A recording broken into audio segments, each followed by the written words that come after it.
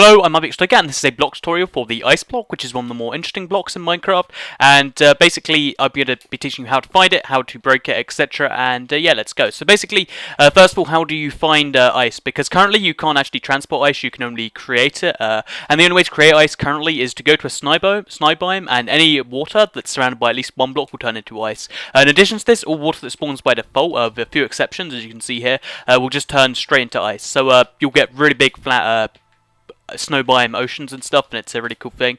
But if you want to actually make ice, or if you want to get some actual more ice than that, the basic way you do it is you go into a snow biome, and if you place water down and then surround it by at least one block, such as here, or another example being here, if it has at least one block next to it, then it will turn into ice after some amount of time if it's exposed to the daylight. So for instance, this block here is covered by the tree, so it will never freeze over, even though it's surrounded by ice blocks and regular blocks.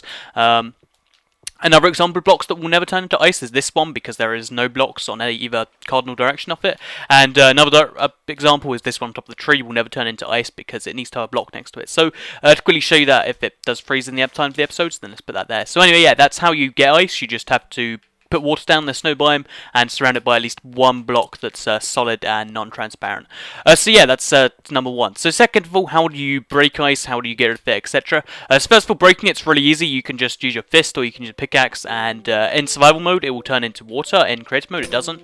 But if you want to get rid of it without turning it into water or stuff, because that can be quite awkward, there is actually an alternative to that, and that is to simply use an explosion or to use a creeper, because currently, the only ways to break ice without turning it back into water are either to break it from below when there's no block underneath it. So, for instance, doing this would turn it into just nothing, even if there wasn't survival mode. And another way to do this is to basically go ahead and use TNT or a creeper. So let's just show you right now. You have to go like this, obviously, and yeah, that's another way to break ice without actually turning it back into water, which is really handy if you want to just get rid of an ocean, because they are just really annoying. You have to get rid of them twice, essentially. If you are in just a place where you can't use explosives to it, another alternative is to break it into water and then use something like sand or gravel to then turn it straight back into, you know, nothing, because if you place sand the block, it'll float all the way to the bottom of the ocean, but first we'll remove the water source block there, and it'll give you something like this, which is really handy. Yeah, and that's how you get rid of ice, the simple, easy way. Obviously explosives are a little messy, but that's whatever it is. So yeah, what else is cool about ice? Currently there is no way to actually get an ice block in survival mode. However, in 1.3 PC update, so the update after Title Update 12, or potentially even in Title Update 12, Silk Touch becomes able to actually pick up ice blocks. The reason they didn't is because if you put them in the Nether, they'll get really glitchy. 1.3 provides a fix for that, so it will actually allow you to do it.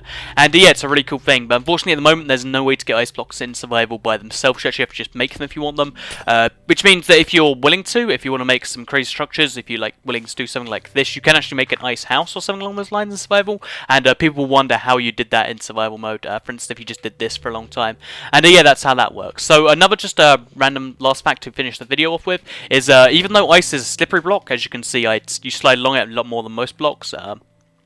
On regular blocks you have a lot of traction, on ice blocks you have not so much.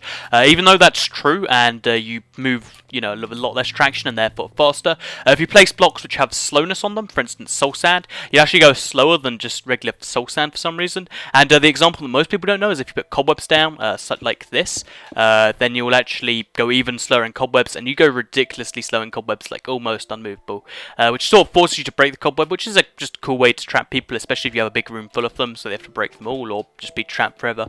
So yeah, that's how you can make a really effective traps on ice if you use cobwebs and ice. That's the slowest you can go in the game. If you can see, this is just ridiculously slow. You're moving it literally like 0.01 meters or something ridiculous like that. It's very slow. So yeah, this is the ice block tutorial. I hope you enjoyed it. If you want to see more block tutorials, let me know, or let me know if you had any problems or any good things about this one. But yeah, let me know if you want to see more blocks tutorials. If so, what blocks do you want to see? Other than that, I hope you enjoyed this little video. Thanks for watching, and goodbye.